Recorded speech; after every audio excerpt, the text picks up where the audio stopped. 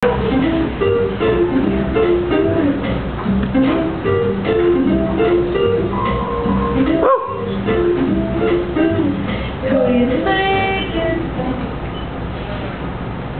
evening. Good evening. I'm Margo Christie, and I'm so excited to be reading to you tonight from my book these days. I'm so excited that I'm afraid I might faint. So I'm going to try something that I heard a long time ago, something about public speaking. It said that if you're nervous speaking in public, the thing to do is imagine your audience naked. Woo! Woo! And this makes sense, don't you think? I mean, if everybody's naked, if we're all loosey-goosey and letting it all hang out, then nobody's nervous, right? I mean, we're in the same boat. So, I'm going to give it a try. Here goes. I'm going to close my eyes, and when I open them, you're all going to be naked.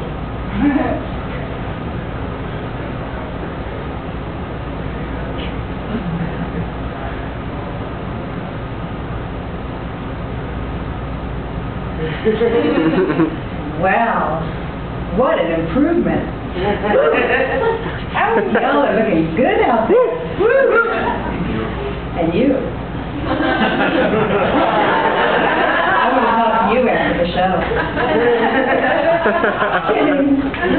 But seriously though, I'm Margo Christie, and I am a stripper. Woo! And I like being able to say that. For one thing, because I'm used to being naked, so it doesn't bother me. But also because I'm not really a stripper. I used to be a stripper. Nowadays, though, I'm a strip-tease aficionado. I've come up in the world. But I used to be a stripper for 12 years, from 1978, when I dropped out of high school at age 16, until 1990, when I graduated from college. I worked...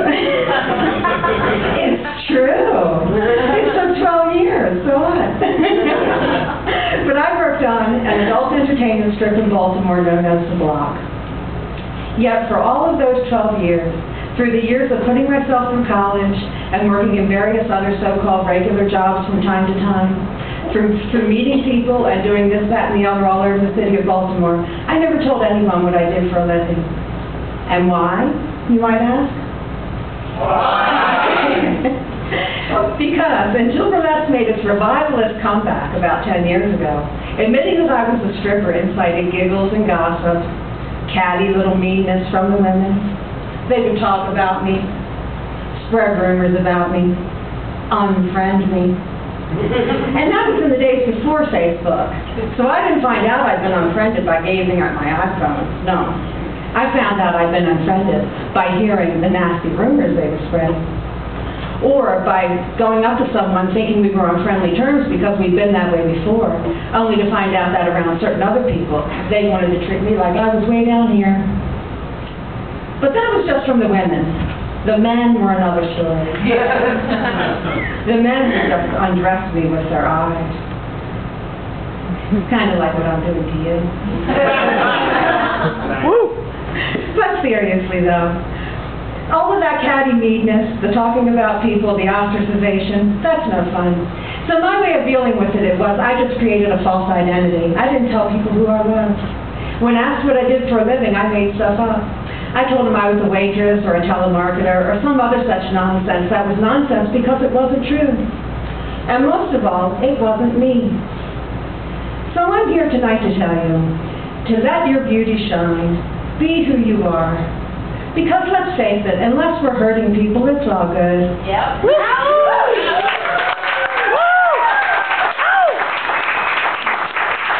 And this is my body, people. It's not an atom bomb. But anyhow, that's not the real reason I'm here. The real reason I'm here is to read to you from my book, These Days. These Days is about, surprisingly enough, a stripper. She's a 1970s stripper like me. She's a teenager. She's enamored with the good old days of burlesque, and she's making the best of her circumstances by reviving them. In the segment I'm about to read to you, That would-be stripper, her name is Becky, is on a strip joint stage for the first time in her life. She's with the handsome, smooth-talking, and very married older man who brought her there. And she's about to discover that although Baltimore's block is notorious, it's not quite as glamorous as she once thought it was.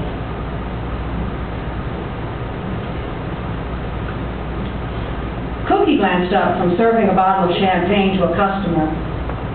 One of Sable's regulars, Lenny, soon learned. Eager as a dog on a leash, the guy slapped down 100, swept the bottle up under his arm, and headed for the back room. Lenny chuckled. The girl was good. He had to give her that, even if all he got in return was a cluck and a nasty look when she brushed past him. Cookie opened a can of Miller, wiped the top with a bar towel, and set it on a napkin beside his hand. A real pro. She'd been around since the old Caves Cabaret days, when she danced her way out of a cardboard cake, wearing a bikini made of marshmallows and peppermint candies. A crop-haired brunette named Cindy was on stage, staring past him as she twirled chewing gum around her finger and absently shook her hip. A customer drifted in and then back out again. A bored girl was boring to look at. Lenny leaned across the bar to tell Cookie. Just then, Becky emerged from the dressing room in the red gown, the gloves dangling between her thumb and forefinger, like she'd been wearing gloves all her life and knew when it was right just to hold them. Cookie said she'd be next, so Lenny led her to the jukebox, his palm finding her hip as they leaned, picking some songs. She didn't climb the stage steps until the song started, and he made a mental note to say he liked that. Give nothing but a wish and make him wait for that, is what he used to tell Debbie. The smooth sound of Nelson Riddle's orchestra filled his ears. Frank Sinatra sang, and Becky started to walk, slowly, her weight landing firmly on one foot before she lifted the other. An easy smile warmed Lenny's face, and he felt Cookie nudge his arm. What, you fall in love? Shaking his head, he chuckled, his eyes returning quickly to the stage. Damned if you didn't. I didn't think you had it in you. She's a knockout, though. Looks a little like you-know-who. Go wait on somebody, will you? Palms turned upward, she said, Look around you, Len. There's nobody here.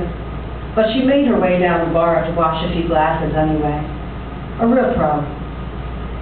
He blinked the fog out of his eyes and trained them on Becky. She wasn't exactly a spitting image, but near enough that Cookie had noticed it. Something inside him wished she'd stop, take a good look around and see that she was in a bar on the block, not some satin-ribbon classic movie joint. Then she brushed from the stage, telling him to keep the gowns, that they're not for her. She might even slack him. Even Debbie, coming at him with an open palm after he called her a name he still didn't regret, hadn't gotten away with that. But now he finds himself wishing this one would just slap him good and get away with it, as long as it kept her the hell out of strip joints. But the gown did favor her, and she wasn't about to rush from the stage or slap him. She was looking for his approval, glancing his way a few too many times, and then pretending she wasn't when he returned the glance. A couple of guys wandered in, blinked up at the stage until their eyes adjusted, and took stools front and center. Cookie served them beers. They pushed the change from their fives at her, their eyes all the while on Becky. The song ended. Her gown unzipped, she waited, her hair in one hand, while she fanned the back of her neck with the other. Hot, baby, one of the guys said. The other one let out a long, slow whistle. If she was perturbed, she didn't show it. She gazed into the mirror, her eyes smooth and cool as melted ice cream. She dabbed at the edges of her lips and said nothing. Fine, since nobody expected an answer. Then a slow walking bass came over the speakers, and her hips started to move. Peggy Lee purred, "You give me fever," and her shoulders slipped. Peggy Lee stopped, and she slipped out of one sleeve, and then the other, peeling the gown slowly down to her hips. The bass drum pounded a slow, mellow roll, and she shed the gown entirely, letting it fall into a pile at her feet, and then stepping out of it, like Lenny had taught her to do the night before. One of the guys unleashed a hoot. They were young salary earners, presentable enough in their short-sleeved dress shirts, but likely without the funds for a proper good time on the block. He slid a 20 out of his clip and signaled Cookie. "Set up a split," he said, tapping the bar beside his Miller. "You trying to cause trouble on my shift?" He glanced down the bar. Sable was there, her face in a compact as she dabbed mascara on her lashes. The guy must have been a Minuteman. "When she's in a gown and dancing, instead of twirling so fast I can't see her, I'll buy her one too." Cookie twisted the top on a moss duck split, set it in a dented ice bucket, and plumped a rocks glass onto a napkin beside it. "You tell her about the back room? Johns are going to ask, you know that. She won't be using it, but I'll teach her how to string them along and send them to somebody else." Cookie shook her head. "If I was your wife, I'd shoot you in your sleep." "If you were my wife, I might not play," Lenny said, lifting her fingertips to his lips.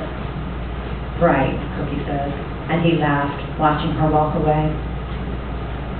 Woo! Woo! I have copies of my book for sale for $10. The bookstore price is $14, but since all of you beautiful people showed up at my reading naked, I'm going to give you a $4 discount.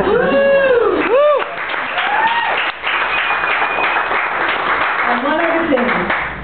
Remember this date, Thursday, August 29th, at the Oriental Theater, 44th and Tennyson in Denver. There's going to be a burlesque show extravaganza featuring the cream of the crop of Denver burlesque entertainment. Vivian Vavoom, Miss Orchid May, Cora Vett and the Va Vets, and me. I'm so happy to be working with such talent.